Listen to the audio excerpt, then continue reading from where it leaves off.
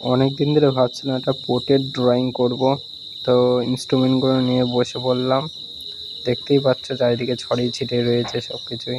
আমার কাছে তেমন বেশি কিছু ইনস্ট্রুমেন্ট নেই, কটা পেন্সিল, একটা ইরেজার আর স্কেল টেস্কেল যাবতীয় জিনিসপত্র।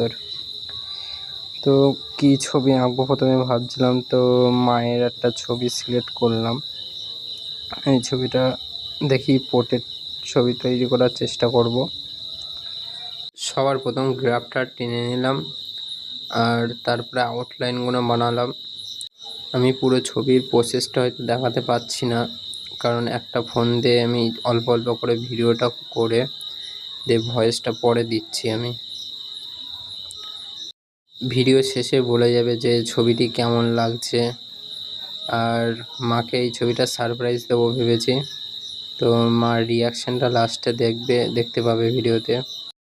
তার আগে একটা কথা বলে দিই, আমি কোনোদিনও এরকম ভিডিও আপলোড করিনি আর নিজের ভয়েস তো কোনোদিনও দিইনি।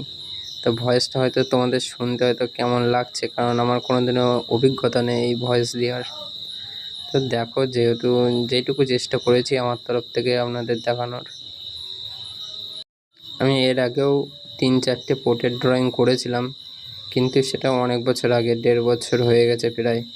আর 1.5 বছর বাদে প্রথম পোর্ট্রেট ছবি আঁকলাম। তো দেখো ফাইনাল লুকটা কেমন লাগছে। আমার এই ড্রয়িংটা যদি পছন্দ হয়ে থাকে তাহলে একটা লাইক বা কমেন্ট করে দেবেন লাস্টে ভিডিওর শেষে। চলো এবার মার কাছে ছবিটি দেখাতে নিয়ে যাই। মা তো ছবিটা দেখে খুব খুশি হয়েছে। তা তোমরাও একটু বলবে যে কেমন লাগছে, একটু কমেন্টে একটু জানিয়ে দেবে। তো ফাইনাল লুকটা এবার দেখো কেমন লাগছে। আর এই ছবিটি তৈরি করতে আমার 6 ঘন্টারও বেশি সময় লেগে গেছে। তো ভিডিওটি কেমন লাগলো জানাবে। তো আজকের মতো টাটা, বাই বাই।